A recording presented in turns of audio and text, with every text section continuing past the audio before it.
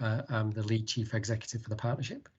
Fantastic speakers. I can see Jimmy already on the screen, and Jimmy's doing some great work with us on Great Minds through State of Mind Sport, particularly with My Trust, which I'm really pleased with.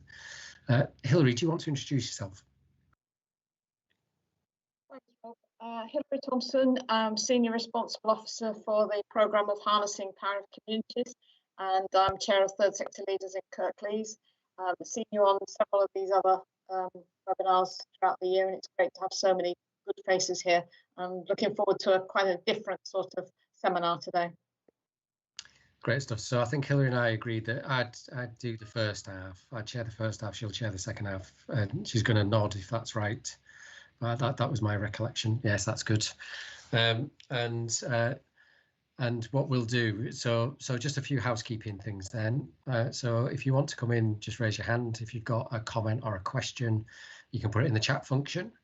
There is some space in the diary for some questions and answers, so you can hold off with your question for a bit if you like. This is a safe space for people to ask questions. Everybody has an opinion and a view, and all questions will be treated with appropriate compassion, respect, and courtesy. So I think we're in for a good session. As a partnership, we know that we can only deliver our ambitions for people if we work together through all of the partners that we have. We're a true partnership of the NHS, local government, the third sector and communities. And we know that the third sector particularly gives us some advantages in looking at how we meet the needs of local people. It's pretty clear to me that a lot of charities and third sector organisations were born out of frustration of individuals who weren't getting what they needed. And because of that, it means that we get connection between communities who sometimes find it difficult to access care because of the way it's being designed. And we also get people who are entrepreneurial, often, very resilient and often very innovative. So having third sector partners, equal partners, is incredibly important to us. And this series of seminars is about making sure that we continue to build a system that allows third sector organisations and communities to be resilient. And I think it's important to stress that, because often we ask people to be resilient in the face of adversity, when what we should really be doing is making sure that our systems allow them to be resilient. Sorry, I just had a bit of a sense that my connection was a bit dodgy there. Hopefully you can hear me okay. So Christine, do you want to just put the slides up for the outline of the day, if that's possible?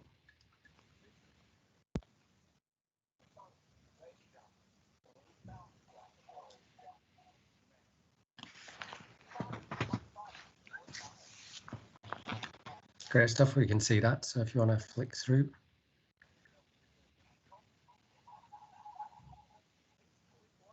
Great stuff. So you can see that we're just about on time, and the first speaker that we have is Jimmy Gittins from State of Mind Sport. I'll let him introduce himself a bit more and tell us his story and all the great things that he's going to tell us. So over to you, Jimmy.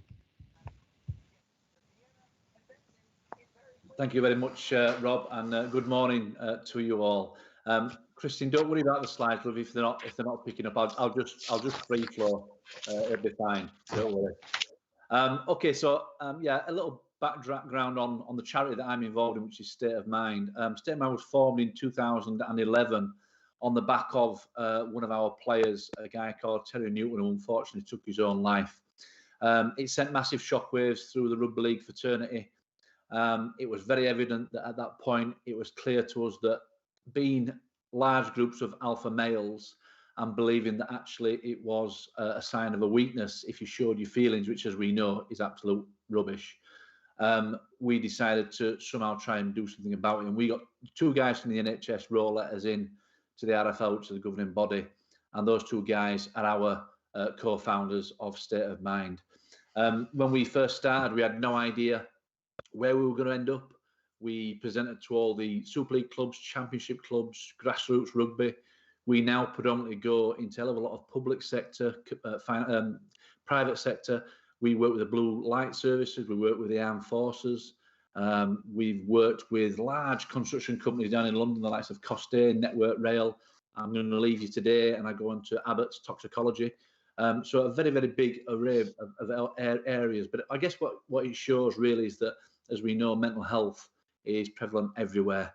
And I think it's only getting worse. And I think given the current few months we've had, I've almost a feeling there's going to be an avalanche coming towards us. So we've got to try and be a little bit more understandable. And we try and go out and give basic information, basic education around basic mental fitness, mental health, and how we see it, and how we see it as being so important, not just at work, but also within relationships at home. If we've got a good, strong mental health, mental fitness, basically it puts us in a good position all round. We've presented to over 100,000 people now in the last 9-10 years. Some of the team there's on the right hand side of that picture, you can just see it. And like I say, we genuinely love doing what we do, and we've all probably suffered a little bit of adversity through different areas of our sporting careers. But as I think it was Nelson Mandela that once said it, I think sport speaks 1,000 languages, and it really does. We trying to use that alignment from sport to what happens then after sport and where we go with it. So a little backdrop on myself as Jimmy Gittins. As a youngster, I really had no ambition of becoming a rugby league player. I wasn't particularly that good, if I'm brutally honest. A lot of players, coaches always told me I was never going to be big enough, strong enough, fast enough, the usual things. But how I saw that was that actually prompted me to be better and just to show them that I actually was good enough. Towards the back end of my career, I played for just over 10 years. I suffered quite a nasty injury. I actually took a ball into a tackle that changed my life forever. I hit the defensive line, nothing malicious, nothing untoward, but as soon as I hit the defensive line, I heard this ping, I heard this harrowing noise, and it was actually my neck snapping in two places. I broke my C3-4, which is a lesion in the back of the neck, which rendered me quadriplegic from that point onwards. And clearly my life was going to be very, very different to what it was as a young alpha male, physical male. All of a sudden now I needed a lot of different things. I remember being taken to Leeds General, where they operated on me there because my vertebrae had split, so they put a metal plate over my vertebrae to rectify it, to fix it. And when I came round, I remember thinking to myself, was that just a dream? Was it a nightmare? But the reality was, no, it wasn't. I was then taken to Wakefield, to the regional spinal unit, where the surgeon there basically met me with not the best opening line I don't think he could have come out with, which was, I'm really sorry, son, your life's never going to be the same again. You're never going to sit up, you're never going to feed yourself, you're never going to look after yourself, you're never going to have children, you're never going to walk. All the things that kind of at 28 years of age, I kind of thought was a given, and clearly it wasn't. Well, I didn't take that news very well. In fact, I didn't know what to do with it, because I didn't recognise what he was trying to. He was writing me off before he knew me, which was the worst thing, I guess. But I'd come to the conclusion by the following morning that it wasn't for me. My brother came to see me, who was my best friend, he's my rock today. And as he stood over the bed, I actually cut him off short, and I actually asked him to do something for me I physically couldn't do for myself. And that was to put a pillow over my face and to kill me, to take my life, because I didn't want to be here. I wasn't suicidal, I wasn't depressed, I just did not want to be here under those circumstances. Now, my brother's is my best mate, is my rock, like I say, I love him to bits. And he said, Jimmy, please don't talk that way, don't even think that way. He did, however, say that if in 18 months' time I still felt the same way, he'd look at it for me, which thought really good of him, a little bugger. But, sometimes in life, guys, and I think we'll probably all agree with this, that sometimes it takes getting right to the bottom of the pit before you actually decide to turn around and scrape your way back out. And I decided from that point onwards that if I was going to be here, I was going to try and make the best of it and do everything I possibly could. And by doing that, I started to set goals. Now, something I stress when I go into schools and colleges and businesses is that a goal is only any good if it's achievable. It's no good giving yourself a goal that you cannot reach, that you cannot obtain. So I decided, right, I know that my big ambition was to get out of the hospital on my own 2 feet. But before I could do that, before I could reach that, there were so many other little areas I had to be able to combat and overcome. So my first goal, I don't mind sharing with you, my first goal was to shave myself. By this point now, I've been shaving a couple of times with the young ladies in the hospital, and as nice as they were, they couldn't shave a man. So we got a nice razor, we strapped it back in my hand, my brother had my hand, my dad had my elbow, we took it around my face, and it felt fantastic to do things for myself, albeit a little bit of help. But something I stress in life is if you ask for help in the right manner, you get it in spades. My second 2 goals after this was to pick my own nose and wipe my own bum. And I'm happy to share with you today I've achieved both those goals. It wasn't always plain sailing. When I left hospital, I didn't recognise what I'd gone back to. I could no longer go play rugby league. I worked in the family building company. I could no longer go lay bricks. So I had to find another way forward. On the previous slide, just the one that we've just been on, I ended up setting up a business in Wakefield, actually called Tops Fitness Rehabilitation, where there we treat people that have had similar injuries to me, or neurological problems, or sports injuries, whatever it might be. We're a fully accessible gym. And the reason why I'm very, very proud of that is because me personally, my vision was just to go there and create an area for treatment. I'm a realist, and at £90 a session for physiotherapy, I kind of thought, well, you know what, rather than me paying for it myself, I may as well set a treatment room that I can actually go get my treatment for free, because I'm a true Yorkshireman. I'm tighter than a submarine door. But no, on a realistic level to that, I'm very, very proud of every individual that's on that picture there, because for all the vision I might have of how I want to be myself, those guys there go out there every day and deliver it to the individuals that come in. Granted, at the moment, it's a little bit more difficult than what it was, but I'm exceptionally proud of those people on that slide. Next slide, please. So on this slide here, it's showing now where I'm at now today. I think I'm a very, very lucky person. You know, I now speak for a living. I go out there and hopefully share my story. I'm involved in lots of charities. One in particular, Steve Prescott Foundation, where we go basically and do things that we were told we shouldn't and couldn't do. You know, when I think about how that doctor told me how my life was going to be, I never thought for a minute I'd be cycling through France on an adapted hand cycle, dragon boating over the English Channel up the River Thames with actual Johnny Vegas and the boat, which was dead funny at the time. I never thought I'd be a record holder of being just a second person to hand cycle from one end of the country to the other in a record time of 11.5 days doing Land's End to John O'Groats. Like I say, all the things that we do now, we don't necessarily do them for trophies and for medals. We do them to prove to people that even when you think you've no alternative, you've got no options, there's always alternatives, there's always options, providing you're prepared to take them. They're always there. You've just got to see the positive in it. It's a bit like at the current climate right now. There's lots of negatives out there, but me personally, I think that actually what it's doing is building our resilience unbeknowingly, and that can only be a positive, believe you me. I just want to leave you with a quick story before I finish, because I think it's quite prevalent for the time that we're in. I was asked to do a parachute jump with the British Red Devils, which, you know, is an honour in itself, but I'm not over keen on flying. So the idea of jumping out of a perfectly good aeroplane didn't really appeal to me. But hey, we go ahead with it because the usual candidates are doing it. I didn't want to welch out of it, so I thought, well, surely with my condition, on technicality reasons, they won't make me jump out of the aircraft. That's what I kind of hoped. We got down to Norfolk where we were doing the jump, and we got taken into a room, 10 of us. And as we were in that room there, a guy came to the doorway, a guy called Sergeant Billy Blanchard from 4 Para. And he stood in the door and he said, right, boys, in order for you to be able to do this jump, we have to make sure that you're going to be able to be safe and land safely. And by doing that, we need to know that you'll be able to raise your knees to your chest so that when we land, we're landing on the back 2 feet. Now, I know that I can't do that with myself. So I'm in my wheelchair and I'm wheeling towards the door thinking, I'm out of this one. And as I got to the doorway, Sergeant Billy looked at me and said, it's Jimmy, isn't it? I said, it is. He says, you're not keen on doing this jump today? I said, no, it's not that I'm not keen. I said, I understand health and safety. I understand that for me, it's going to be quite difficult. So I'll sit this one out. I'll go get a coffee and I'll see you all on the ground. And he said, no, I've got something planned for you, Jimmy. And he held up these pants, black and red pants. You can just see them on my legs there on that picture on the right. And he says, these pants have been designed for soldiers with amputations or loss of limbs.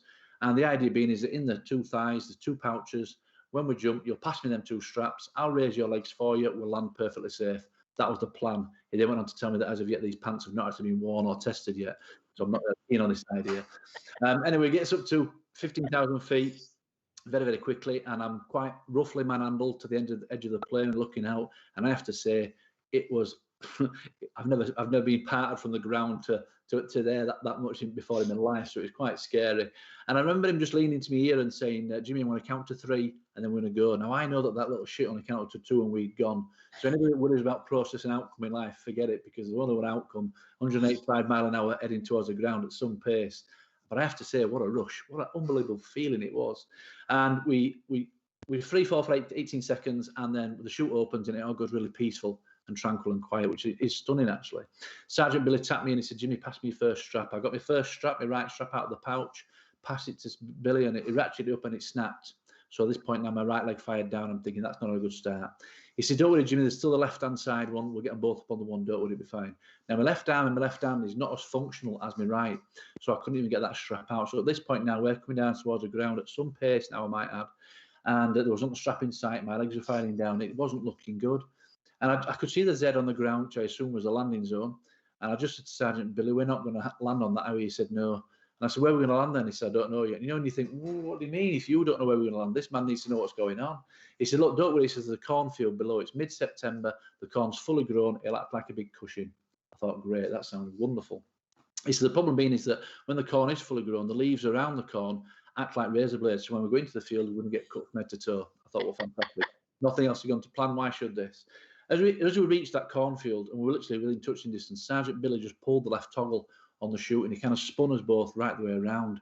And we went into that cornfield, and I'm not kidding you, he took the full blunt, and he was cut from head to toe, like somebody got a razor blade and gone up his suit into his neck, and I did not have a mark on me. Now, I have utmost respect for our armed forces anyway, but on this day, my respect for this man just went through the roof. And the reason why I tell the story is because sometimes, guys, in life, we have to put our trust into people that know a little bit more about what they're doing than what we do.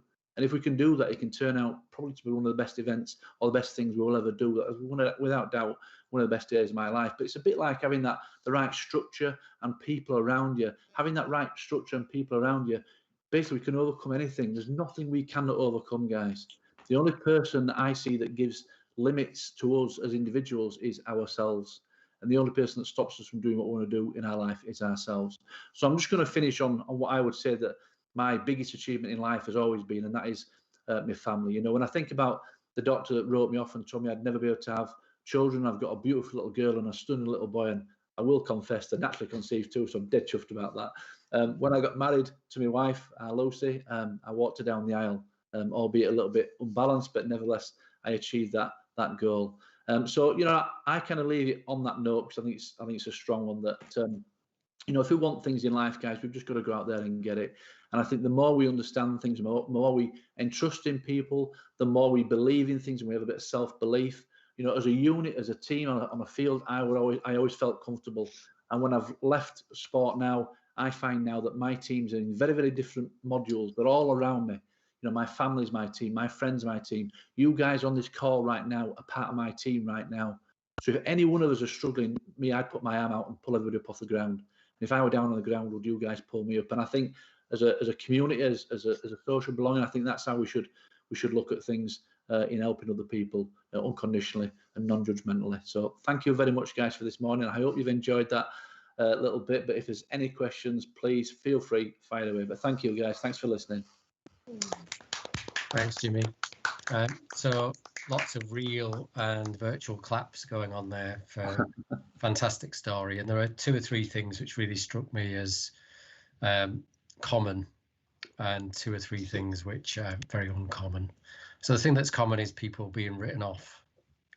And we know that the conversations that we have with people should be based on what's strong and what's not what's wrong. And too often it's the kind of conversation you had which focuses on the negative. If you look at us as a partnership during the pandemic, we've done a campaign about what you can still do, because what you're being told every day is what you can't do. So the fact that you can go out for a walk in nature, you can exercise, you can do this, that and the other at different parts of the pandemic, just changes people's perspective. I think the things that are uncommon, obviously, is your personal story, and, you know, obviously, clearly your personal insights, and really grateful for those. But I'm going to open up some questions because we've got sort of 7-8 minutes, some questions from people. Lots of amazing positive comments, but can we have some questions for Jimmy? If anyone wants to ask a question, just put your hand up. Catherine. Hiya. Yeah, it was just to ask, I know you mentioned that when you're going to, you said something about going into schools and speaking to people. Do you deliver things to young people then in schools, and what is it that you do? Absolutely, yeah. I mean, obviously, with State of Mind, it's more of a basic understanding of around mental health and that awareness of understanding it. I myself, when I do my own sessions, I work around a lot on resilience and goal setting. So obviously, depending on what age group, how you want to structure it, how you want to set it. But yeah, there's options for all. I think I don't think there's an area that I've not been in speaking, if I'm brutally honest. Okay. No, that's really good. No, because I'm a youth worker in Huddersfield, so I don't know how easy it is to get yourself into like doing some sessions with us. But no, what you're talking about is amazing. If you're linked on with the emails with Karen and with Joanne, by all means, just pop yourself on there, and I'll get in touch with you if you want, and we can discuss it and see what we can do. All right, thank you. No worries, thank you. Cheers. Thanks. I don't know if Nicola Murphy, who knows on the link, just wants to give some reflections on what those sessions are like, because between Nicola and Jimmy, they've been running sessions through Great Minds. Hello. It's going to kill me for putting her on the spot now. Camera shy. Get stage fright on these teams. Yeah, so we've been working really closely with State of Mind Sport. So there's been quite a few presenters alongside Jimmy that's been doing some online sessions for men. Part of our strategy was to target men of a certain age. And the feedback that we've been getting, and it's just been amazing. And I think it's just, you're just so inspirational, Jimmy, all of you are. But what that brings, it's just real life, it's real people from all backgrounds, and they really, really have loved the sessions and really got something from them. Part of that as well is why we're involved, is we wanted to connect men to third sector voluntary services as well. So it helps connect people to other services that are out there.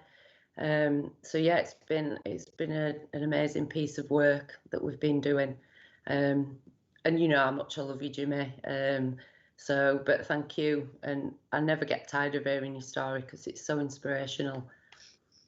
So I think we've lost Jimmy for a second there. Looks like he's left.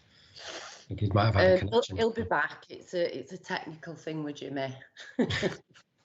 He wanted to avoid you telling how much you loved him again. Yeah, probably.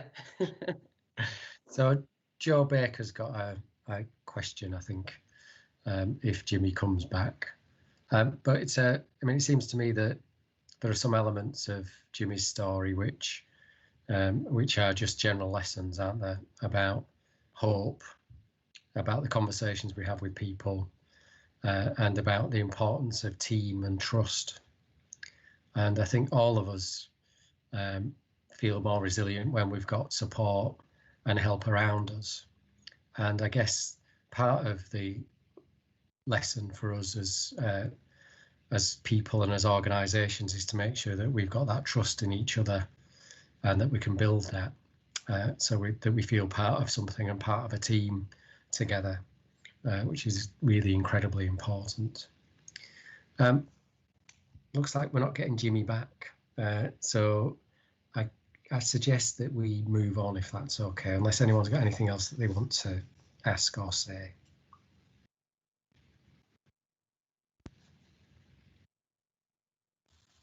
Just lots of love in the chat box for Jimmy. Yeah. Lots of love hearts and everything for him. So I'll make sure he gets that feedback, and we send him a big thank you for his time. I think we've got a little film now, haven't we, from one of the Brownlee brothers? We do. Which is exciting.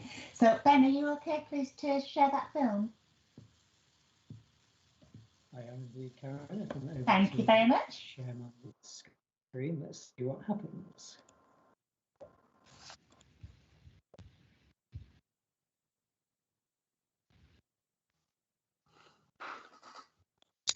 Jimmy, you're back. My apologies. I don't know what happened there. It just chucked me out. It's terrible, isn't it? So I think let's pause the Brownlee brothers for a second, because there was another question for you, Jimmy, as well as.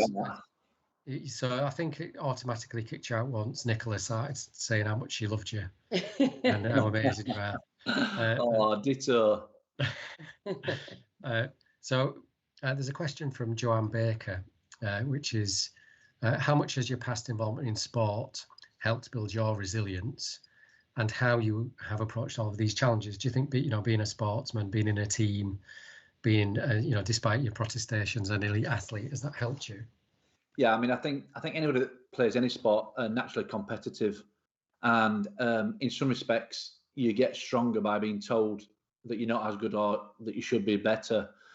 For me, I've always struggled to get to any sort of level because I've always found it difficult getting there. But I've always succeeded in doing it because I didn't ever want to be wrote off. So I suppose if you follow that through after the injury, you know, the doctor that did tell me that how things were going to be, although I didn't agree with what he said, he actually motivated me. And when I look at it now, I mean, I see him now on a regular basis, and we have an agreement. We have a mutual respect for one another. I don't speak to him, and he don't speak to me. No, I'm kidding. What I really mean is that, you know, it's how you want to. I think you said about perspective. It's how you want to look at things. If you think somebody's negative towards you, turn it around into a positive. You know, control the controllables, and don't allow the negatives to actually, you know, I guess to stop you from doing things.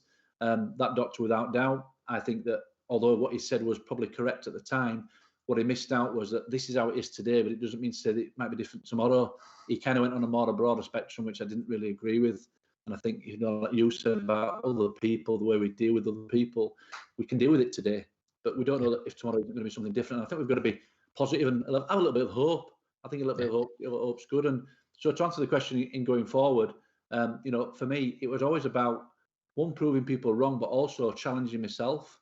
And I feel accomplished if I can do that. And to whatever level, you know, it doesn't have to be cycling from one end of the country to the other or doing marathons and half marathons. It could be whatever it might be in your life. You know, just try, just give it all and give it 100%. And then I think you feel accomplished by doing that. Yeah. And I guess, Jimmy, what struck me was you've also got the humility to say, actually, I might need a bit of help here. I've needed help a long way through it, mate. And like I said, I am very, very lucky. I've got some great friends. I've got some great family. I've got some great colleagues. You know, I've only known Nicola 2 minutes, really, but she's a fabulous young lady, and we've had lots of conversations about different things. And I don't think I've ever met anybody yet that hasn't somehow enriched my life. If you listen correctly to anybody, somebody's got something that's worth listening to. Yeah. So we've got just one more minute. So Vivienne, why don't you ask your question? It's just more of a comment, really, that it's so inspiring. Listen to Jimmy's story, journey, whatever word you want to put on that. I work for a small charitable organisation in Seacroft and Killingbeck, and we're working on all the ABCD approaches and everything else. I just want to tell you about a lady. So I'm a qualified art psychotherapist, and we've got 3 services set up to help people in actually citywide. It was a Seacroft. And this lady had a very traumatic experience. She was hospitalised for a long time, and as a result of it, psychosis through the trauma she experienced. She has found her way of living with her psychosis through her sport, which was swimming. But I just want to, I'm going to find you on TED Talks or something like that, Jimmy, because when I can get to sit with her, and she's a technophobe as well, so when I can sit with her and I can get to watch this, because she thinks that she does nothing, she does just her own little thing. She raised over £500 for our art psychotherapy service to be able to continue or buy resources and such for that. By swimming, let me get this right, she did 50 lengths of John Smeaton. She did 60 lengths of John Smeaton swimming pool in 50 minutes. She is an absolute avid person that is in the community, just like yourself, and she goes about it quietly, and she supports other people almost without them knowing that she's doing that, and she doesn't think that she's doing anything. So I'll shut up now, but I'm going to show her when I can get to show her what you do, because it will mean so much to her. So thank you. No, thank you. And I wish her well in everything she does. So conscious of the time, and we need to move on, but Jimmy, I think we could probably spend a long time having a chat. There are a couple of questions in the chat function. If you are sticking around for a little bit, to watch the Brownlee brothers or anything like that. If you want to answer those in the chat function, feel free. If you can't, don't worry about it, because I've got an Abbott's toxicology at 12 o'clock, so I've got to whip off this one now and then 2 minutes, put some note of details in and click onto that. So I'll have a quick look at them though before I go. Great stuff. Can we just say thank you again to Jimmy? Well, absolutely brilliant, mate. Thank you very much. Thank you very much, guys. Look after yourselves and take care. Take care. Very much, Ben. I think if anybody, I took up running in my middle age, and if you run near where I live, you often see the Brownleys, and they're always super nice and super friendly for amateurs that always try and talk to them. So it's great to get a positive message like that. Hopefully people could hear it. It was a bit quiet, but I think if people turn the volume up, it was clear what Alistair was saying. Can we move on to the next slot then? Yeah. So the next slot, Rob, is we've got Sajid. We've got a little film about the work that they do over in Halifax around keeping South Asian ladies active and fit. And then Sajid is going to take some questions after the film, if that's okay. So Ben, over to you, please, for the film. Thanks, Karen, and welcome, Sajid. Thank you. Women's Activity Centre works with South Asian women 50 plus who are isolated or widows or first generation migrants, where they can engage, make friends, and it gives them reason to come out and get involved in the community. It's set up to address isolation and loneliness, and there's very little access for them into health education, information on diet and exercise, partly because of sort of cultural issues, partly because of language issues. It's hugely important. We are the only culturally appropriate service in Halifax. We normally have exercise classes running twice a week. We also have fitness equipment available. We have social activities, craft activities. So we're going to be starting a new diabetes programme, and it's all about prevention and awareness of diabetes. People in the South Asian communities are around 7 times more likely to have type 2 diabetes. We want to just educate people, get them to go see if they're at risk, but also teach them about what they can do about simple lifestyle changes that can reduce their risk of diabetes. We're very grateful for West Yorkshire Harrogate Healthcare Partnership for funding this project. This is going to help to reduce the health inequalities. It's making that difference to individuals. That's a personal satisfaction.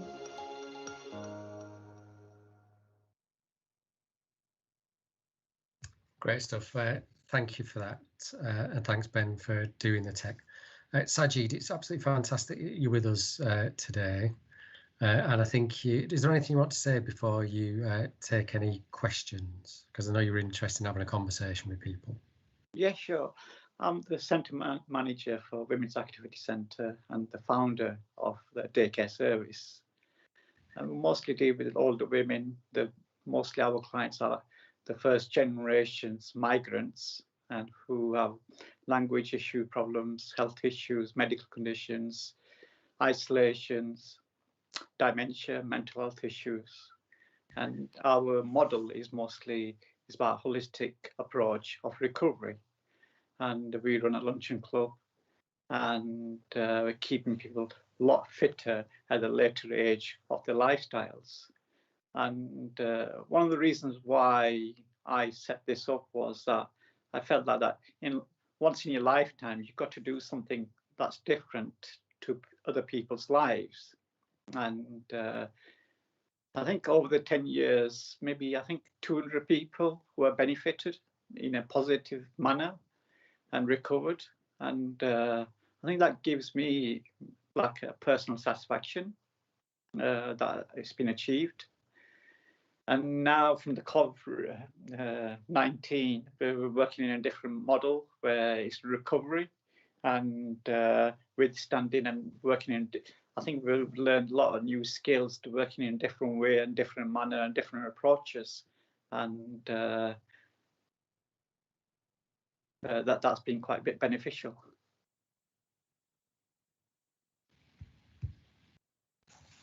Fantastic.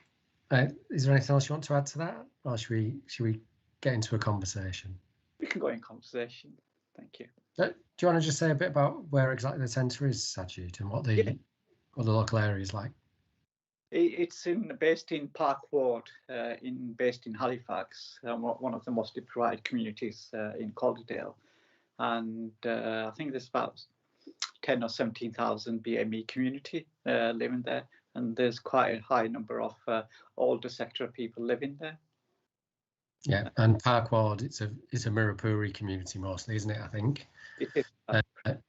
So that's specific cultural issues, I think, in terms of relationships between the community, often the doctors who are from a different, a different part of the world, and that brings some interesting conversations around the place. And I think there's been a history of really good innovation in Park Ward from my time in Calderdale, on Queen's Road sort of centre, work around diabetes and health. Women's health and so on, and now this fantastic work that you're involved in. That is correct. Yes, that's very true. Yeah. So Emma's asked if she's given you a big shout out there. So it's WACA, a brilliant organisation here in Calderdale. Is the video available for us to share on social media? Yes, it is. Yes, I can send the link over. Yeah, we've got that link, haven't we, Sajid? So we'll bob that link out and bob it on our website because we've got it on our YouTube. Yeah, I've got a question, if that's okay, please, Sajid. Yes. So it's a shame because we've had loads of technical issues today. So we're really grateful that we've got some wonderful guest speakers. So thank you for coming along. So you talked about how do you actually engage these ladies to actually come in? What do you actually physically do? Is it peer support? Is it word of mouth? How do you actually get people to take up the activity? Okay, good question. The way we engage with the older sector is through the carers, GP surgeries, hospitals, the physio departments, mental health departments, and so we get those and from the word of mouth, mosques, community centres, and a lot of it people's issues, medical conditions or issues on mental health, like mental health. A lot is like isolation and holistic approach and peer support group when they meet similar people are going through similar situations where they can support one another, and that does work.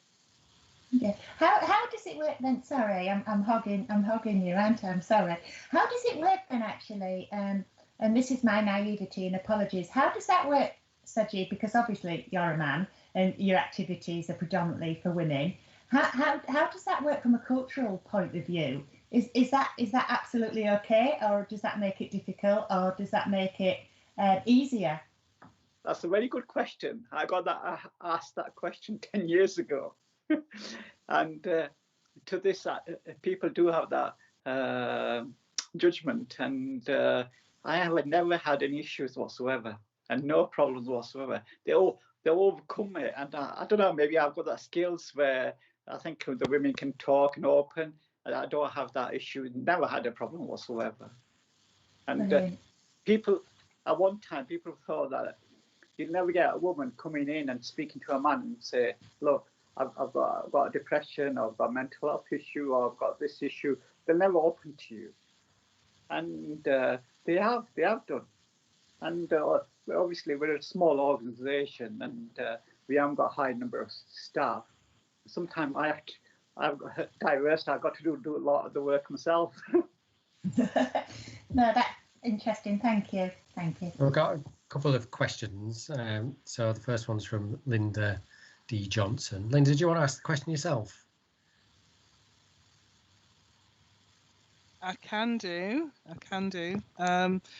Sajid, I'm really interested in obviously the work that you're doing. I'm doing quite a bit of work with the Black community at the moment, and around tackling some inequalities that are happening. But I'm really interested in co-production and how services can be produced with people that have lived experience and people that use services. And I wondered if you'd had any experience of that, any sort of co-production work and how what that looked like really.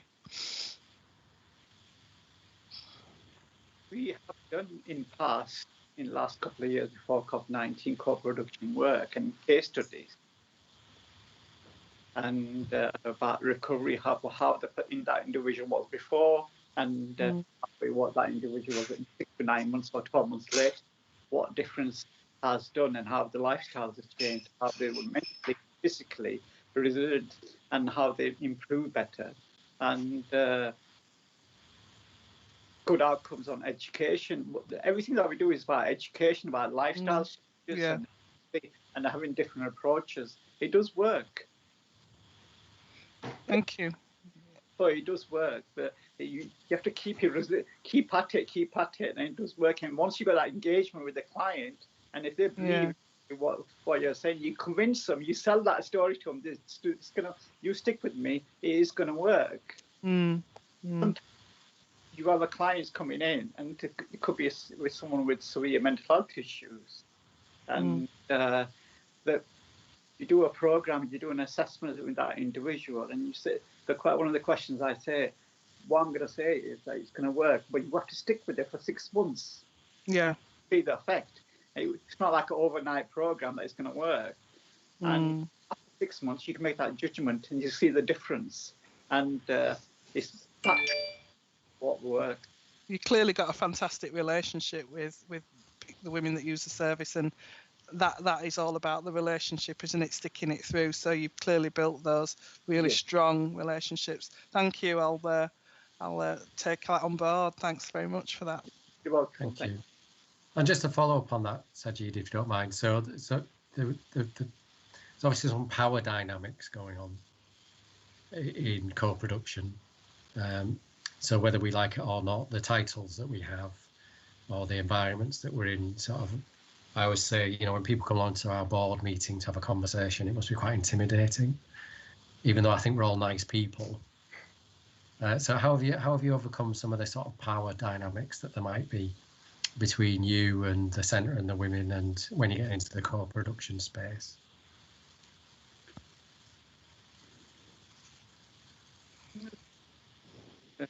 That's quite a good question. I think that we slowly, it's over time. It takes time, and you do the production as you see the client's differences, you see the changes, the positive changes, and that's how the co-production. And then if the clients with the confidence, you get them to engage, to participate in activities, and empower those individuals, and let them call the shots. Let them make those decisions and of recovery.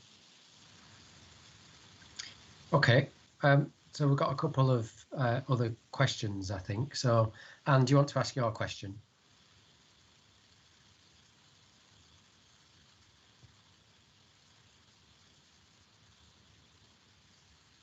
So, Anne, Simon, or do you want me to ask it? I don't mind either way.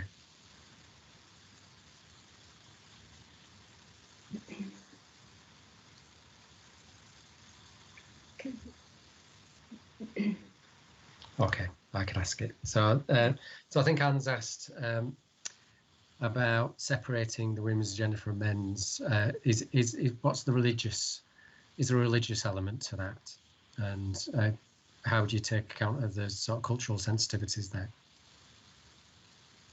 I think it might be part of religion. Part of it is that make the women more comfortable, more.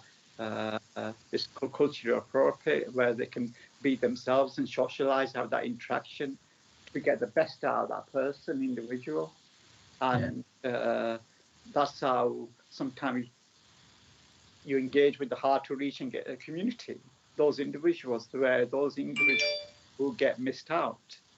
And that's why I think designed that service, where those people who get ignored hear those people's voices, so they feel comfortable that way, and it's to deliver a service.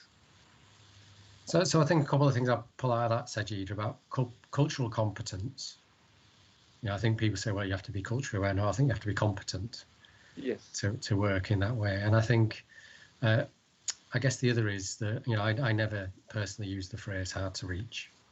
I think we should ban it, because as you just described, you know what, you knew where the people were, and you knew that they could do with you could work with them to provide some better support. It's just they get ignored, I think was the phrase you used, or they find it difficult to access services. We just haven't designed them in the right way.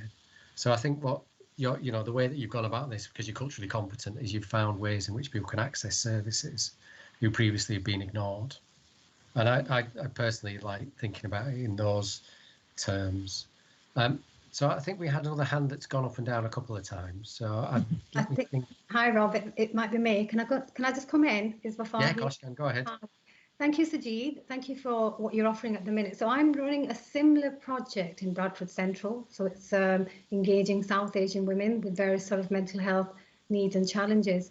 The question I had was, how powerful do you think, and I think Rob's just briefly touched on it, is our culturally sensitive materials and resources to the communities that you're engaging at the minute? Because what I'm finding, it does help with sort of retaining them and helping them to understand some of the difficulties and challenges that they're presenting with.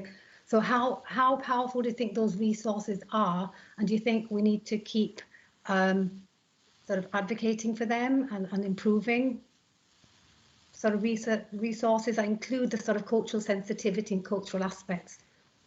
That's the question to Sajid. Good question. Very good question. From my experience over the number of years, the resources, that material that gets printed and given out, has a limited impact. What we find what works, that one-to-one session, 15 minutes, 20 minutes, explaining, every individual is totally different.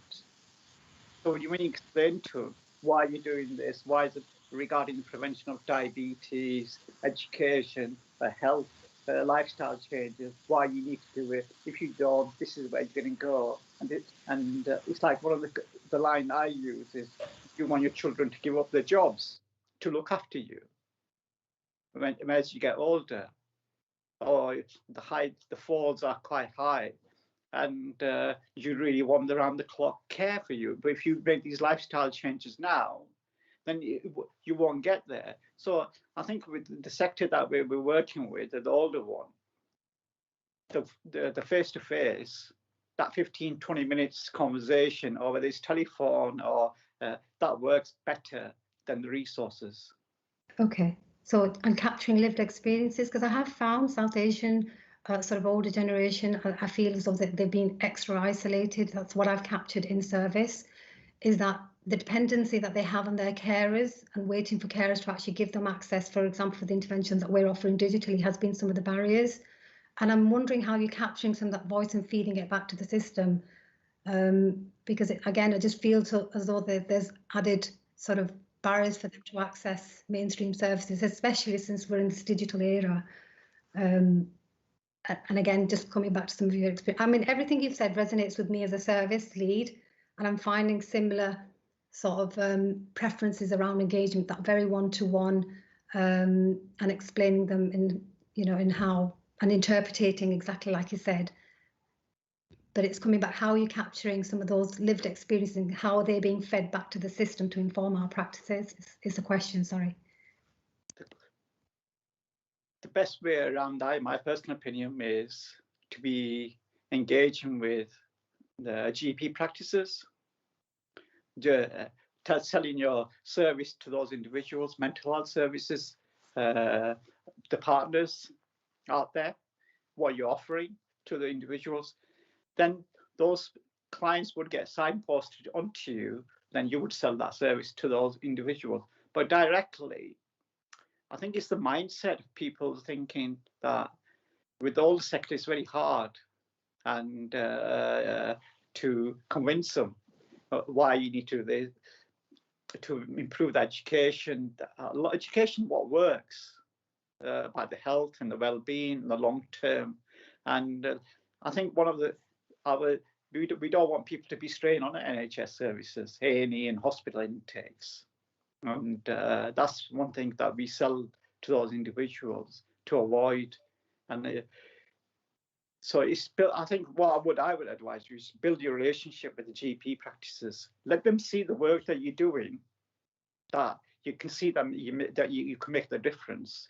Then you would get the referrals in. Brilliant. Okay. Thank you, Sajid. Thank you very much. And I think the critical point there for me, Sajid, is about the trusted relationships and the time. And I think we're going to just about call it a day on this slot now. But I think the issue I would draw a parallel with, I think, is that if you look at what we've seen around vaccine hesitancy, where people have, fears and doubts and lack trust in either the vaccine or authority, the thing that we need is trusted voices to work alongside people and to engage in the way that you're describing, so that we can, can have a conversation so people can make an informed choice. And I think, what you're talking about in your service and your sessions and the way you engage with people is so relevant for us all right now, and provides a really strong platform for the future. So thank you for that. We're going to have a 5-minute comfort break now for people, so you can get a cup of coffee and do what you need to. So we're going to restart at 12:15, and I'm going to hand over to my co-host Hilary, who's going to take us through the second half of the session. Can I just say thank you to Sajid? If everyone could just say a big thanks to Sajid. Thank you for really informative and insightful session, and thank you for all the work that you're doing in Park Ward, which is making a massive difference. Thank you. Thank you, Rob. Can I ask everybody to come back in their gym shoes?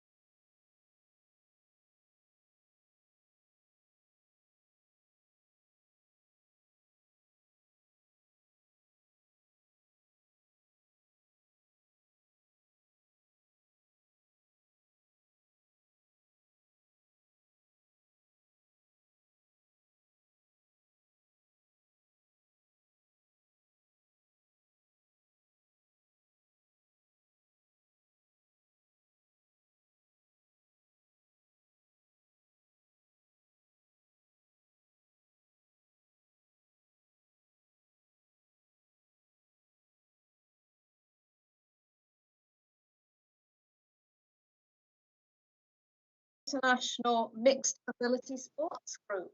I think they're going to lead us through some exercises to start with, then tell us a bit about the group, and then no doubt we'll have time for some questions. I think the interesting thing is that we've got a link to rugby, we've got a link to swimming, and I think we're going to do some keep fit exercises now, led by Katrina. So welcome to Katrina Dawson, Mark Goodwin, who's the founder of the group, Tom Beattie, who's a participant, who I've seen a wonderful video of on YouTube, and Mark Purvis. So is Katrina going to lead this, Mark? She is. However, you've sprung it on us 15 minutes early, so we're just getting her online now. Oh dear. Hopefully she'll be with us in a second. I've just seen a request to put the slides on full size. Can I do that from here, or will you do it from your end? If you do it from your end, Mark, and then you probably get a better presentation than us. We've just had a few tech issues this morning, so that would be wonderful, Mark. So I'll stop sharing if you'd like to. Okay, hold on a second then. Can you see that now or not? No, we can't, Mark. Okay, let me get out of that. It might need to be that you share the presentation.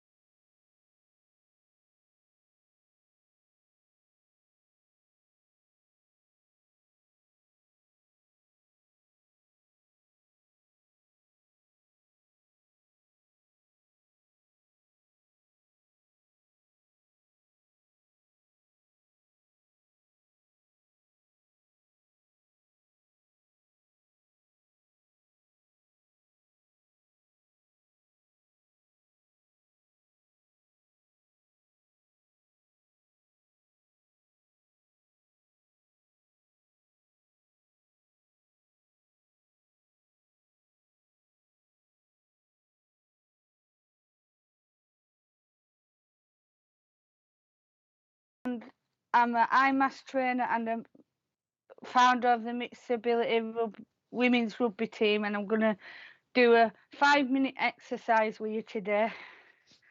So start by rubbing his hands together for 10, like 1, 2, 3, 4, 5, 6, 7, 8, 9, 10.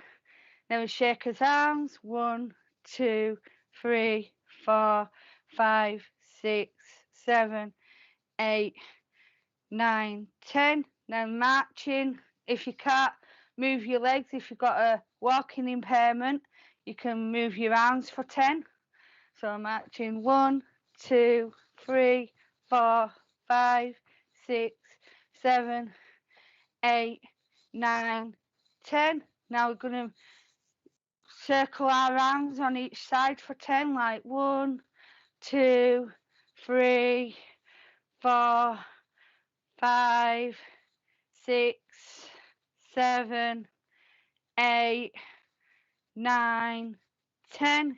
Other side, 1, 2, 3, 4, 5, 6, 7, 8, 9, 10.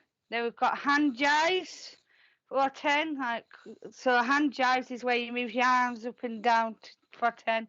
Like 1, 2, 3, 4, 5, 6, 7, 8, 9, 10. Now we're gonna pick up the energy. We've got 10 punches forward, 10 punches up, 10 punches to the side, and 10 punches down. So 10 punches forward, 1, 2, 3, 4, 5, 6, 7, 8, 9, 10. 10 up, 1, 2, 3, 4, 5, 6, 7, 8, 9, 10.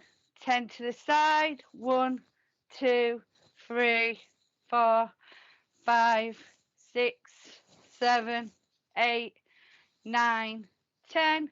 10 down, 1, 2, 3, 4, 5, 6, 7, 8, 9, 10. Now hip movements, like move your hips to 10. 1, 2, 3, 4, 5, 6, 7, 8, 9, 10.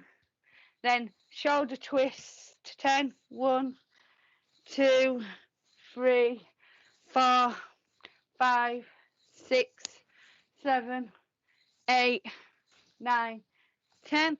Now I've got some stretches for you now. So put your hand on the back of your head and hand on your elbow. Up to 10. 1, 2, 3, 4, 5, 6, 7, 8, 9, 10. Change sides. 1, 2, 3, 4, 5, 6, 7, 8, 9, 10. Now put your hand up and go to the side. Like 1, 2, 3, 4, 5, 6, 7, 8, 9, 10. Change sides. 1, 2, 3, 4, 5, 6, 7, 8, 9, 10. Now put your hands in front of you. 1, 2, 3, 4, 5, 6, 7, 8, 9, 10. Now hands behind your back. 1, 2, 3, 4, 5, 6, 7, 8, 9, 10. And that's your 5 minutes exercise. Thanks for joining, everybody, and give yourself a clap.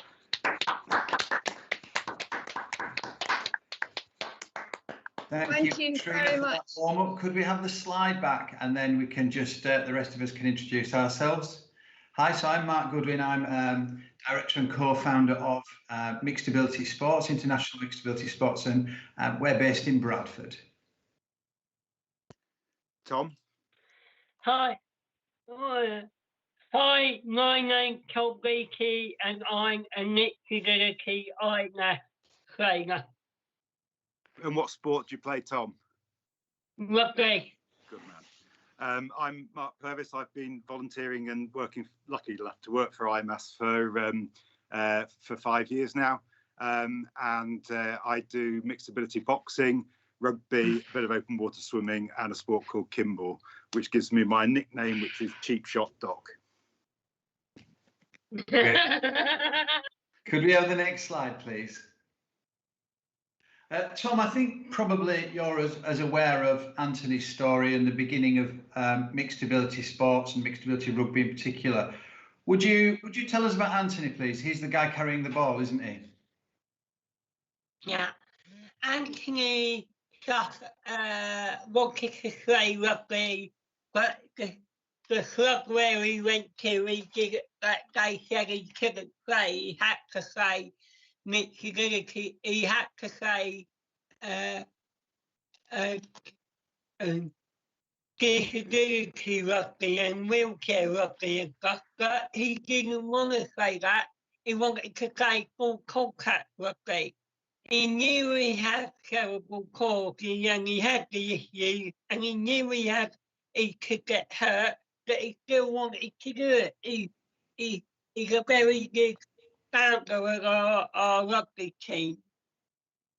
Okay, so if I understand it right, Anthony then didn't want to be signposted into disabled sport. He wanted to play mainstream full contact rugby. Is that right? Yeah.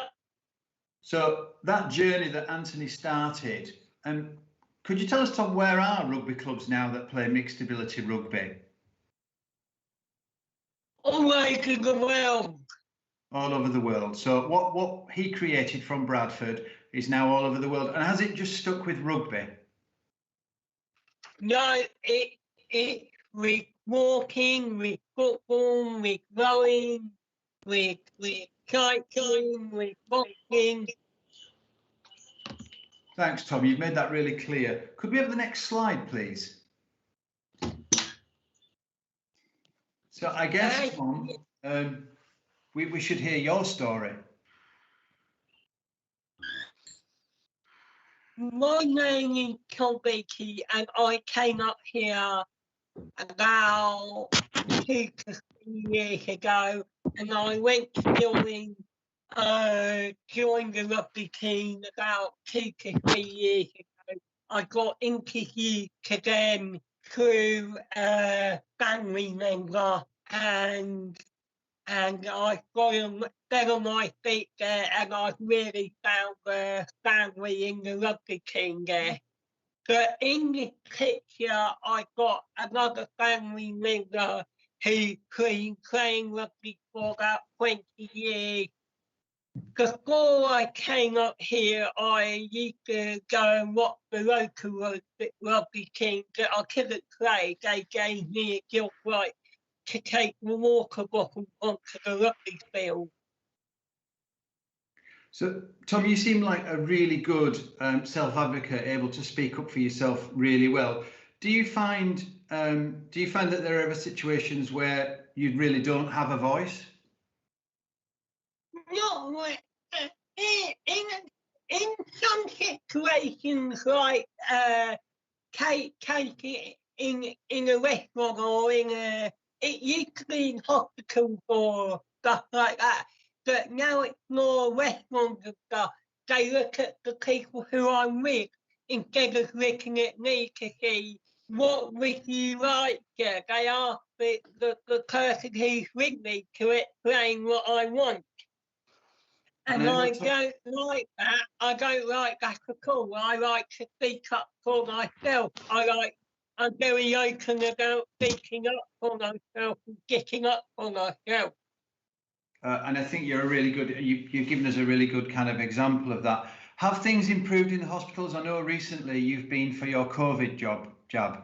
Yeah, things have improved in hospitals, but I still think that it's not people's perceptions, it's people's attitudes and perceptions need to change. I think COVID has hit it hard and walk it home a lot, but I still think we can do more for it. Great, that's fantastic. And I think we're going to passionate about pushing that through. I'm very passionate about it. And I think we can all hear that passion in your voice, Tom. Could we have the next slide, please?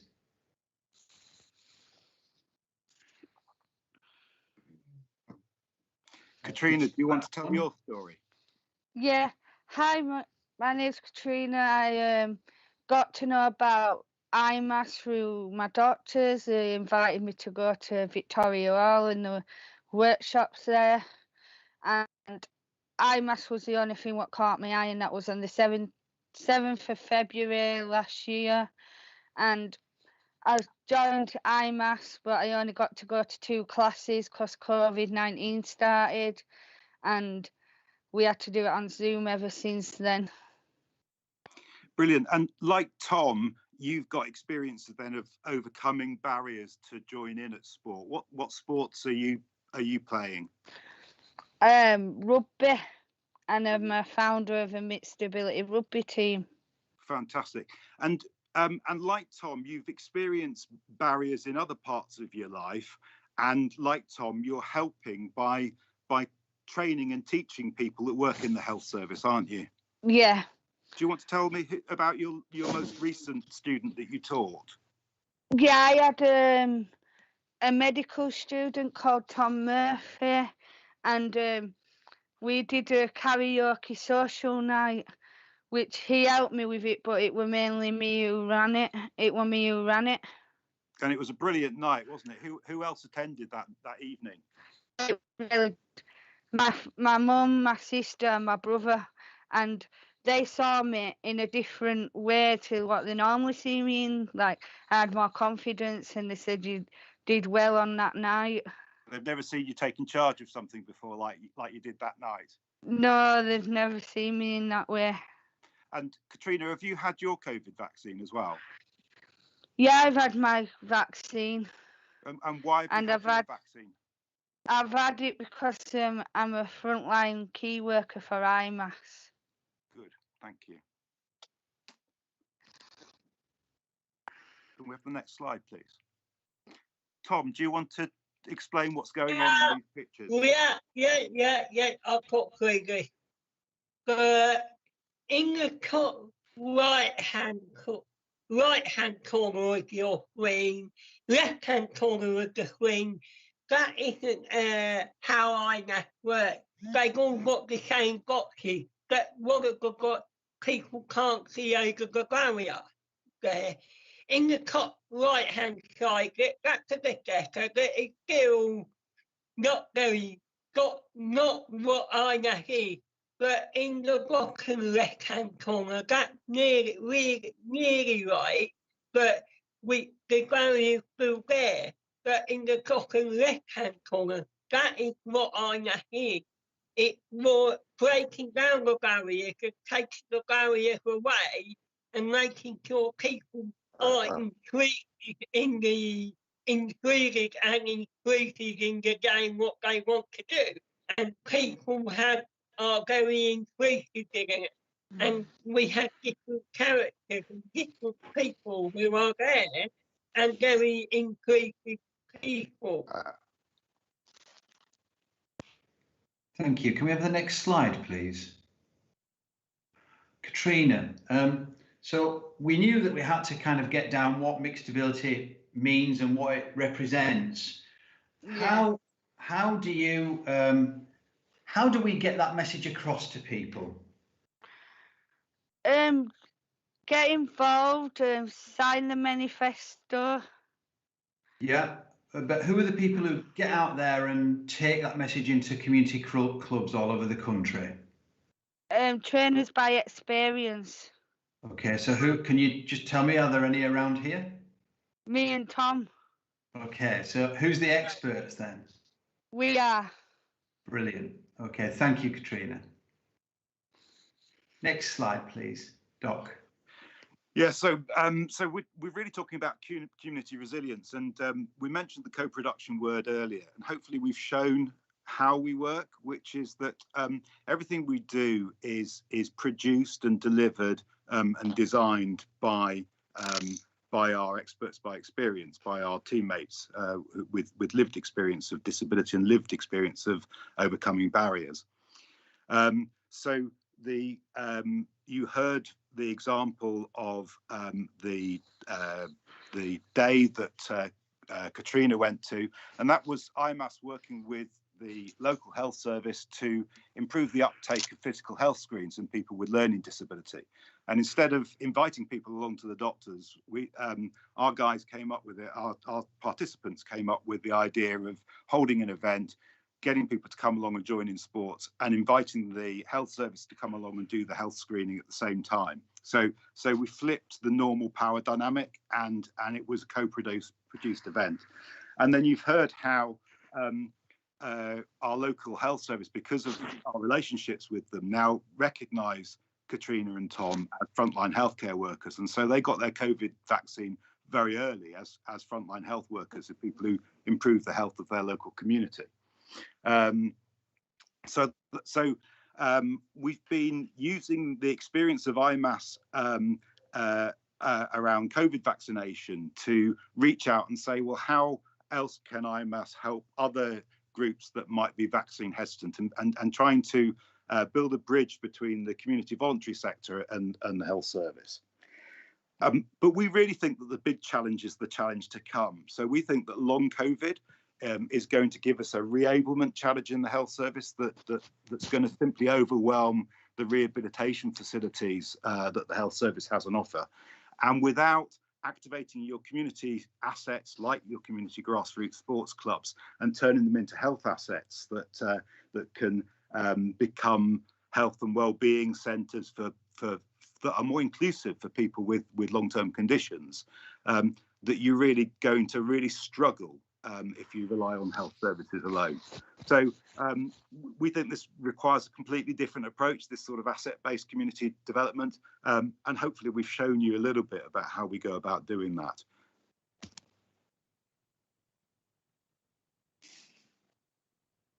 Thank you both, Marks, Tom and Katrina. That's a really interesting presentation and very eye-opening.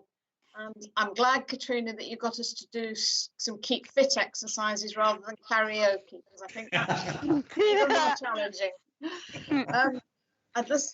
There's some wonderful comments in the chat. I'd just like to open up for questions, please. Got any questions for you? Well, I'll start off with one for Katrina. Obviously, you do rugby. That's not very easy on Zoom. What else do you do? Well, what have you been doing in the past year to keep you fit? I've been doing Joe Wicks in the garden, and it keeps me fit, and dancing at home. Dancing, right? Brilliant. Yeah. Yeah, Joe Wicks has a lot to answer for, I think. Yeah. And how Tom, are you doing with the 30-day challenge, Katrina? Yeah, I did forget about it, so I've got to redo it, start it. And Tom, when I watched your little YouTube video, you said it was so important, the social aspect of sport. Do you want to tell us a little bit about your social life with the rugby? I enjoy going out, just meeting people. I'm very outgoing person. I just cannot sit inside all the time. I just can't do it. I just prefer to be out and about. I totally agree with you. Totally agree with you. And you really enjoy the nature as well as the company, don't you, when you're outside and doing things? Yes. The two Marks, how long have you both been involved with the organisation? Well, I was a teacher in the classroom where the original Anthony stuck his hand up one day and said, I want to play rugby. That was back in 2008. So it's been quite a journey for me. And I think seeing the significant difference that one person can make, somebody with a learning disability and cerebral palsy causing ripples that go to South America, Canada. I think the latest one just this week is that we've been contacted by a club in Asia. So he's made changes for people with disabilities across the world, and also people who don't have disabilities but are having their first experience of disabilities through their teammates and through people that they're playing competitive sport with. Sorry, the family there. Yeah. Doc? Yeah, I was working for Health Education England and desperately trying to understand why we got terrible health outcomes for people with learning disabilities, and reading the confidential inquiry into premature mortality of people with learning disabilities, reading Mind the Gap, Death by Indifference, all of that. I'm trying to put together training packages that recognise cognitive biases and stuff like that. And I've been a rugby player all my life and had volunteered to help out in the 2015 Mixed Ability World Rugby Tournament. And I had an absolute flash moment in that tournament where I could see that that one of the cognitive biases that I was trying to teach people about, diagnostic overshadowing, was disappeared when you started playing rugby with people and saw people as teammates, because you stop counting their chromosomes, you stop thinking about what syndrome they've got, and you just see them as another player, as another teammate. And what becomes important is their rugby ability, not their disability. And it just flips. It makes you take an asset-based approach. I mean, a personalisation asset-based approach. And I think Rob said it earlier on when he was talking to Jimmy Giffin, that the idea that you focus on what's strong, not what's wrong. And when you hear Jimmy's story, it's very, very much a deficit-based approach. Whereas what Jimmy was interested in not was what was wrong with him, but what he could do, what was his potential. I had this flash moment and realised that as my time was coming to an end with Health Education England, this is who I wanted to volunteer for. Brilliant. I think your enthusiasm, all four of you, and just the sheer fun of what you're doing, but also the huge health benefits from what you're doing, and the huge links between all sorts of different services to make us realise the power that you've got is absolutely amazing. So thank you all very much. I hope you're going to stay on for our last speaker, who is Julian Norton, otherwise known as the Yorkshire Vet. I hope you're there, Julian. Can't see you on screen at the moment. Yeah. Yeah, brilliant.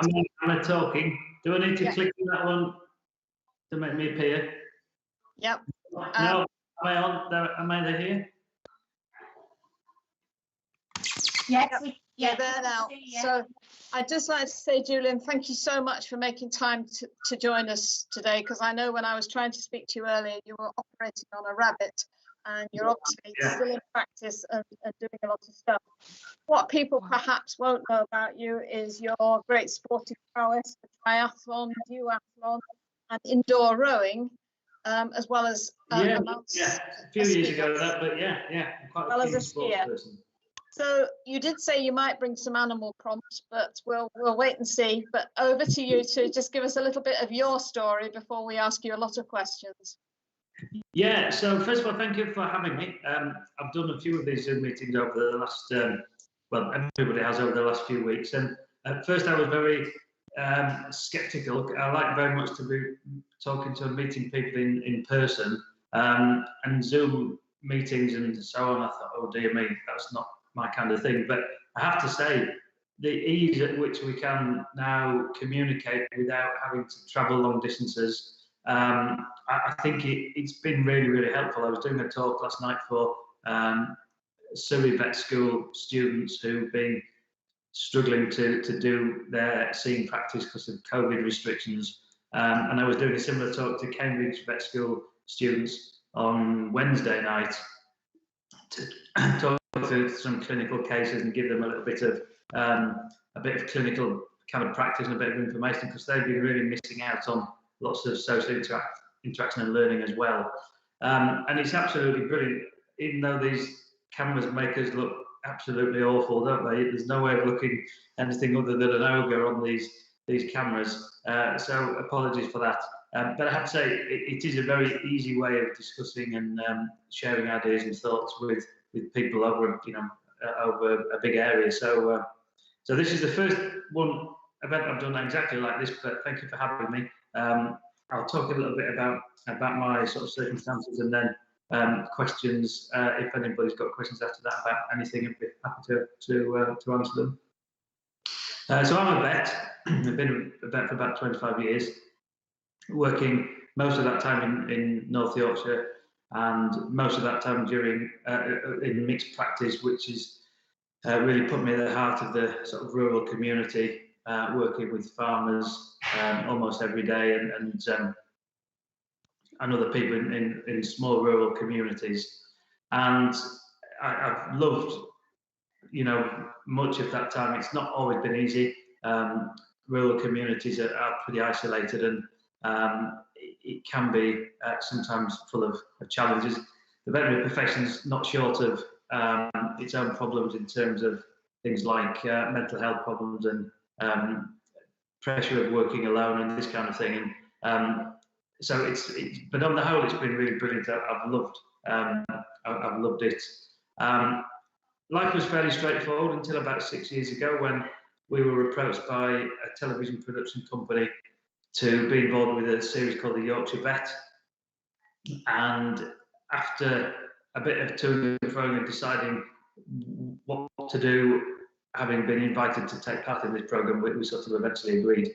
And that took me again very much out of my comfort zone of just being a normal person and a normal practitioner, in that we were suddenly thrust onto the television, into the television world.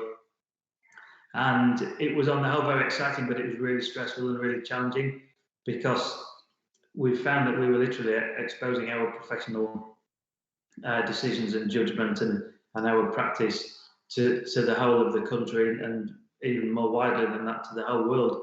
The programme became really popular and is now in Australia, America, Poland, France, Denmark. I got a message from someone from Denmark the other day.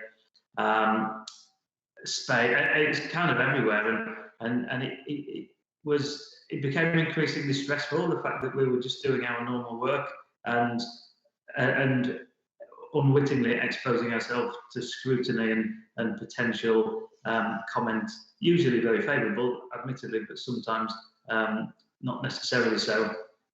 And that was quite a challenge, because normally you've got a client with a cat or a rabbit and inside a consulting room, or you're on a farm treating a cow or a sheep or a horse, and the only person that you're interacting with is that farmer or the owner or the horse owner. And suddenly you've got indirectly 2 million people who might be looking at that case and looking at that situation that you're in. And that was quite a challenge. And none of us went looking for the sort of fame that comes with being on television. It kind of came to us by accident.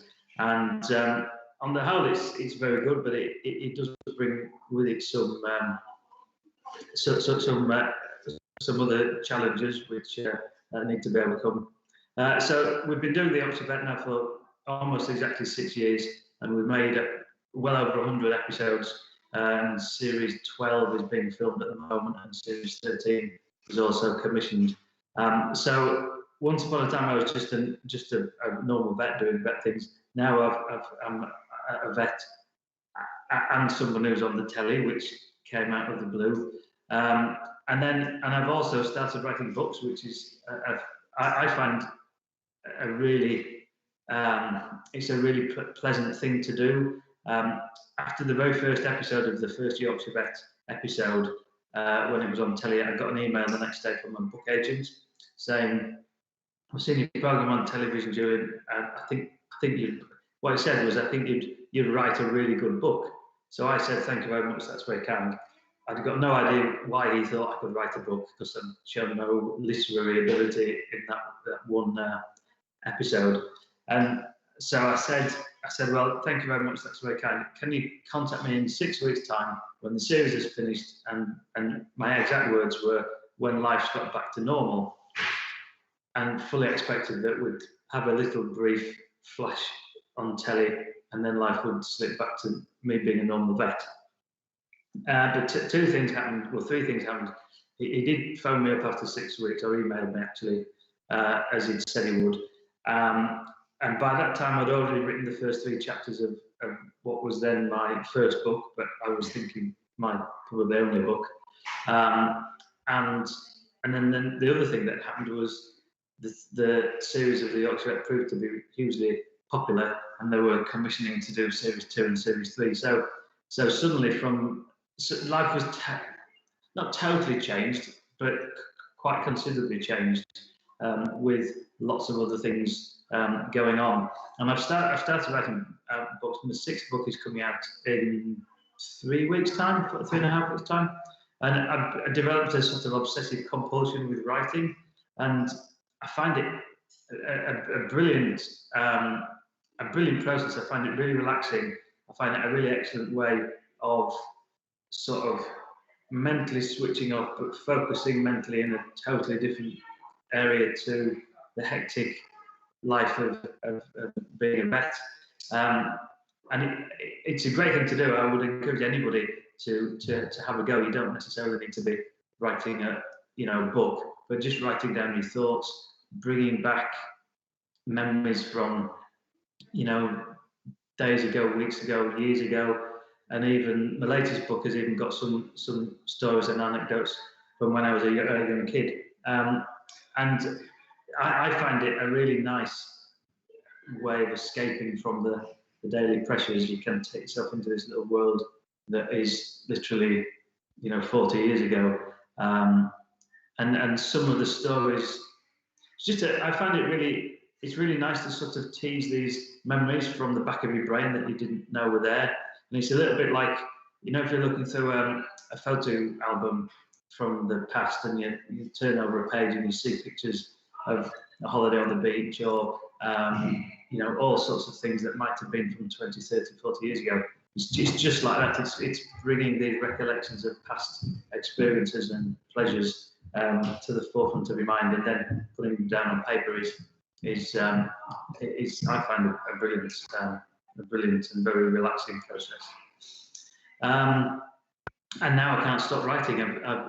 This is my 6th book coming out. I do a column in the Yorkshire Post as well, which is something I enjoy a lot.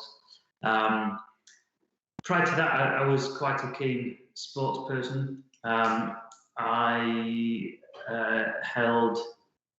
still hold actually, but the world record for 24 hours tandem indoor rowing, which sounds like a terrible idea to embark on 24 hours on a rowing machine inside a gym.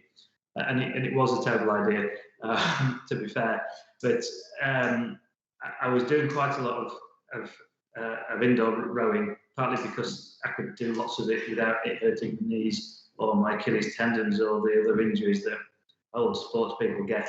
And partly again because I could just sit on the rowing machine in the garage or at the gym and just kind of switch off from the stresses and hassles of daily life. And I found I was getting quite good at the endurance stuff. And I had a friend who was a former international rower. And I said to him one day, Roger, do you fancy having a bash at this world record? I said, it'd be a great thing to do, a great way to get fit. We'll spend 6 months training and we'll raise loads of money for charity, which we did, for the Harrogate Hospice Home Care, which is based in near us they've got a base in Northallerton, and we're just building a new premises in Thurst. And so yeah, we did that, and it was a fantastic thing to do. I took a lot of satisfaction in seeing that a normal person with determination and persistence and a commitment to the training. I'm just a normal bloke, and I managed to get a world record without having any super talent or skills. And it was a real lesson to me that with determination and commitment, all of us can do pretty much anything we put our minds to. At that time, my kids were quite young, and I remember, as well as it being a sort of personal challenge, I remember thinking a lot of the time it's quite a good example to set to my 2 young kids that if you just work at something and commit to it, then anything's possible. And that seems to have transpired. Both my kids are now very good sports people in their own rights and competing on a sort of national level when do exist. So I don't do quite so much of that now. I've been a bit swamped with other things, but it's definitely a lesson that if you work hard and commit to something, you can pretty much achieve anything. More recently, I've been doing I do ski mountaineering races, which is another passion of mine. Again, not only for the last year because of the terrible circumstances, but one of the high points of my kind of sporting career was a race across Switzerland called the Petrida Glacier, which goes ski mountaineering from Zermatt in Switzerland to Verbier.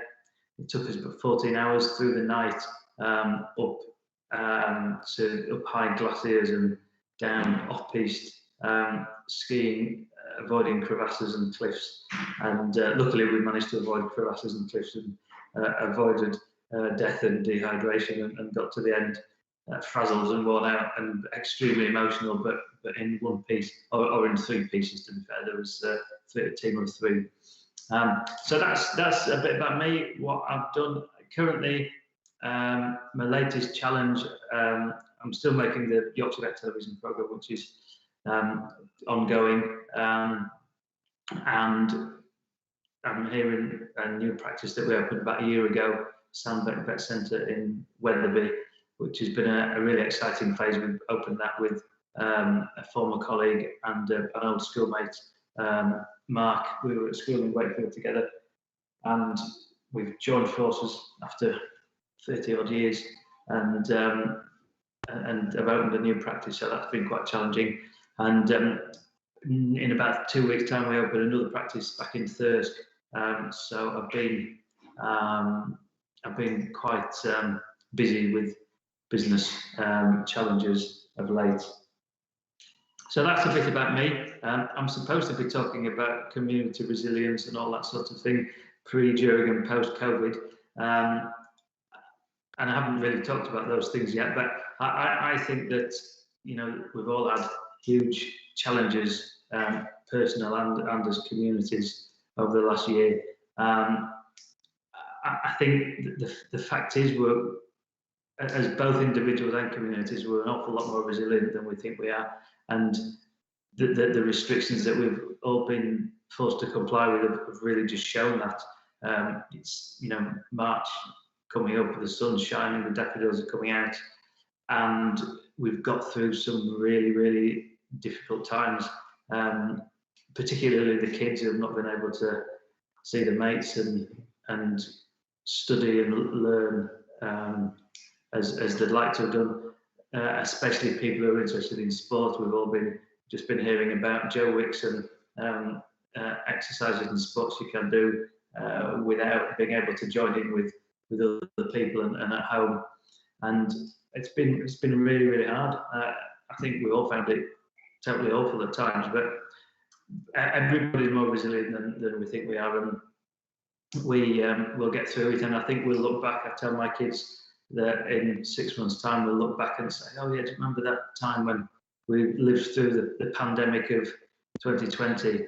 And we'll look back, and you always come out of these things a lot stronger and a lot more energized. And, you know, when times have been bad, we come out the other side with renewed vigor and energy and renewed optimism for the future. So I think it's been tough, but I think the flip side of that, you bounce back even better and even stronger, and I'm sure that's exactly what will happen to everybody once eventually we can get out and hug people again.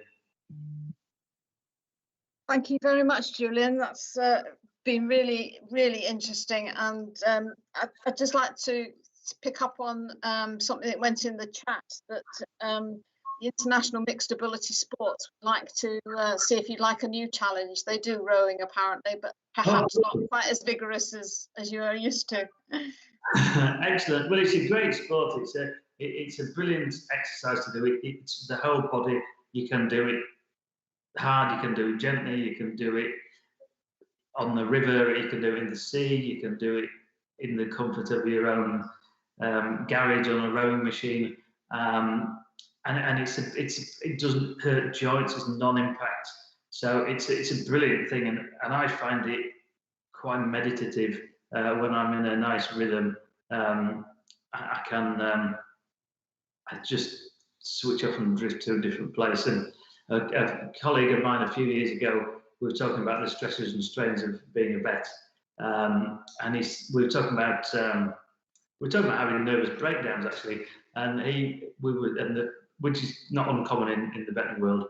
And I said to Mark, I said I'm fine, I'm not going to have a nervous breakdown because I've got a rowing machine, and it is true. You can just go on there and exercise, and it's the cure for a lot of problems. I think half an hour of breathing hard and physical exercise, it helps us all. So yeah, so get rowing, everybody, I would say. I think you're absolutely right, and I think it's about finding the sport that you enjoy, isn't it? To be able to let off steam, have some time to think, and but enjoy it at the same time. And that, I think that's obvious from the speakers that we've had before, that you find something that you enjoy, and it really helps you. Yeah. You've talked a bit about stress of being a vet, and stress of farmers, and stress of individuals. Also the stress and scrutiny of being on TV. I believe you do some mentorship with vets, young vets. I wonder if you could just tell us a little bit about mentorship, because I think that's something that's coming to the fore. Yeah, I've got quite involved with a few vet schools actually, and a group that goes across all of the vet schools.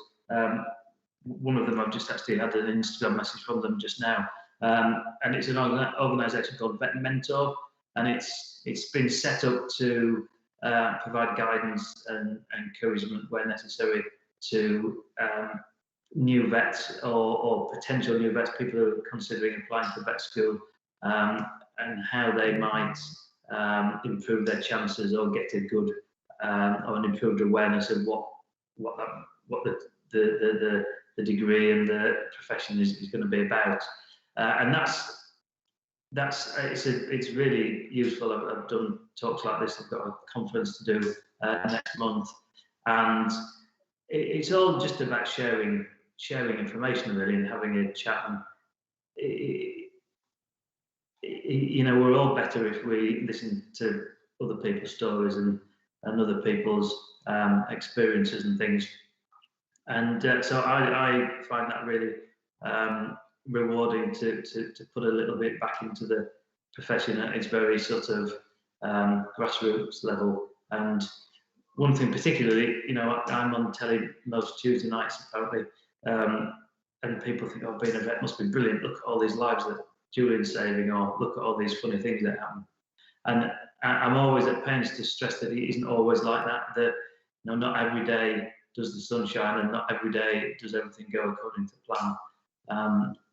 So it's not right to portray a rose-tinted view of the profession, and I'm sometimes slightly anxious that people, for example, might enter or try to enter the veterinary profession thinking that every day is, you know, petting cute animals, and there's a lot of that, to be fair. But it's, you know, a lot of it isn't quite so nice. I put down a dog today that was elderly with an incurable illness, and that happens, you know, most days, and certainly every week. You've got sadness with the happy times as well. So I'm really keen to try and explain to potential recruits to the profession that it isn't always happy and not always plain sailing.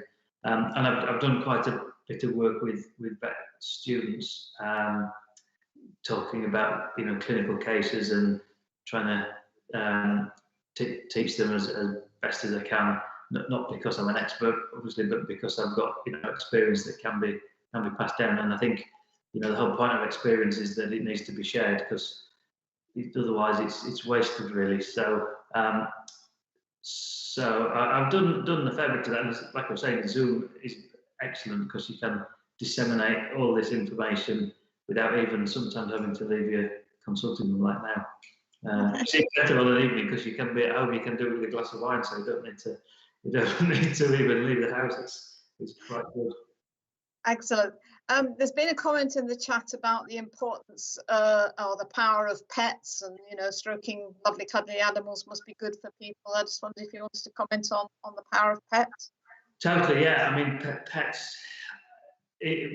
I remember even as a kid, one of my earliest memories was my grandparents used to breed Bedlington Terriers, and even from being just about old enough to stand up and walk, I can remember just the sensation of the fluffy fur on my face, and it has a tremendous calming effect for all of us, kids or any age. Just being around animals, that they exude this very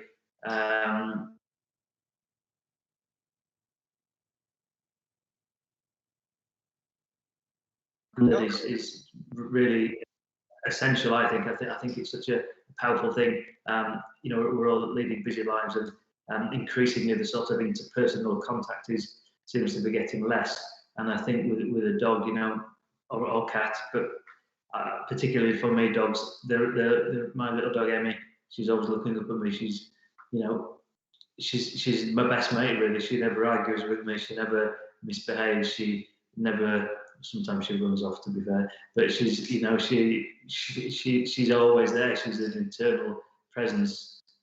She wants to be with me all the time, which not anybody else does necessarily. But she's just a total brilliant.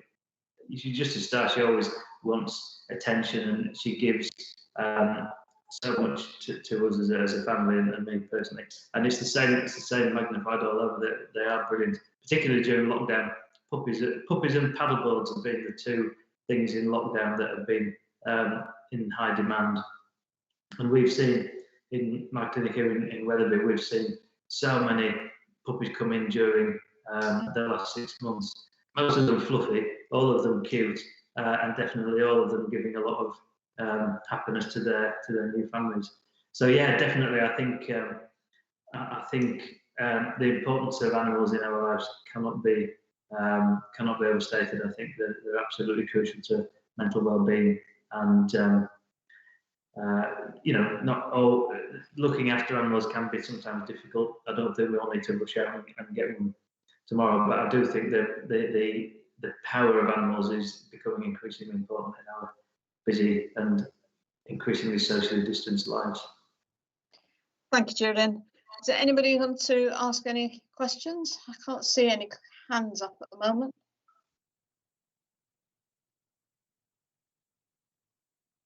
No. No, I think you've absolutely captured everybody, Julian. And I feel a bit like Graham Norton, that I ought to be having your book up here to push your book. It's not made yet. It's still being printed. So it comes out on the 25th of March. It's called All Creatures, Heartwarming Tales from a Yorkshire Vet. And it's about what we've just been talking about, really. It's about the happiness that animals can bring to people. And the introductory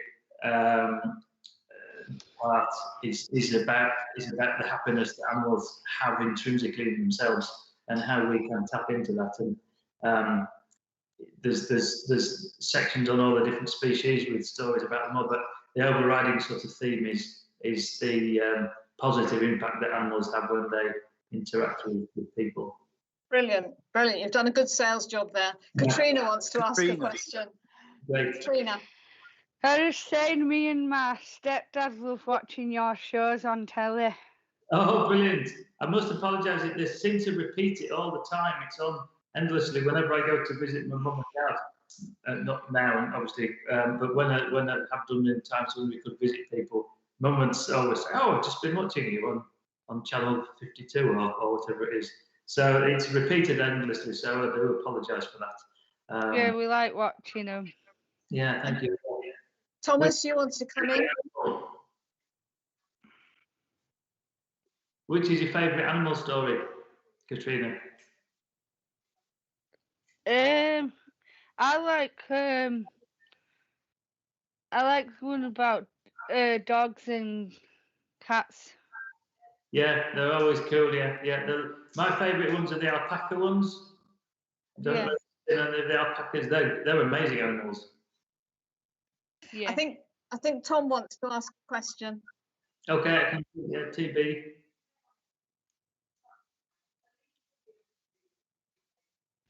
Are you on mute, Tom? I think he might have frozen there, Mark. I think he might have frozen. Oh, what a shame. I think he's frozen. Broken. Well, Tom, if you want to let us have your question, I'm sure we can pass it on to Julian, and I'm sure he'd be happy to answer it for you. Yeah, if anybody else has got any questions that come to them, or if you can email me any questions. I'll answer them. I'll answer them whenever, really. Or yeah, happy to do that.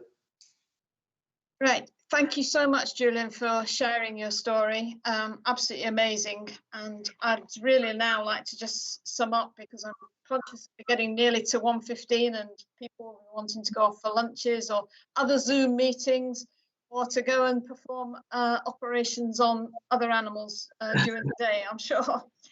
I think it's been absolutely an amazing morning. I think with Jimmy talking about free flow mind, about achievable goals.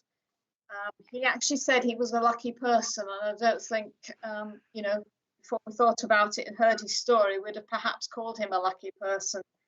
I think the big thing for him was trust and self-belief, but also about involving the team. And I liked his phrase about control the controllable. Don't worry about things you can't control. We heard from Alistair Brownlee, which was thanking the community for all the support that they give him. And some of us do run, and a lot of us aspire to perhaps do a triathlon at some stage. We heard very much from Sajid about the importance of culturally sensitive exercise and lifestyle choices. And you talked about informed choice. And having worked in Halifax and knowing Park Ward, fantastic work that you're doing there. Carry on, please. We had a lovely exercise routine for Katrina, and it was heartwarming to hear Tom's story. And I like the fact that it said "my dream" at the top.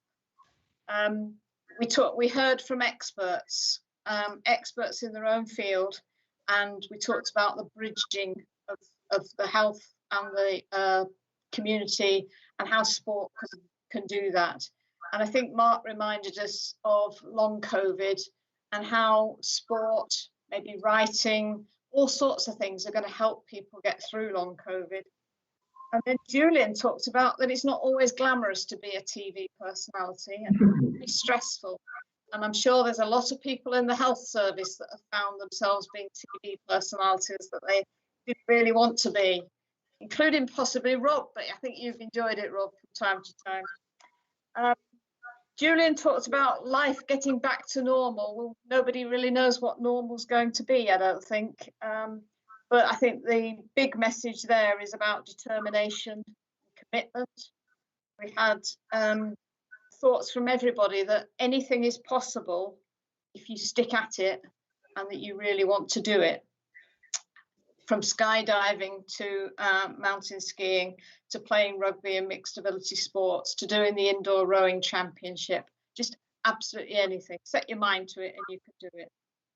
So I'd just like to say thank you to everybody very, very much, especially the technical team. I know we've had a few problems. Thank you to our great speakers. Thank you for participating.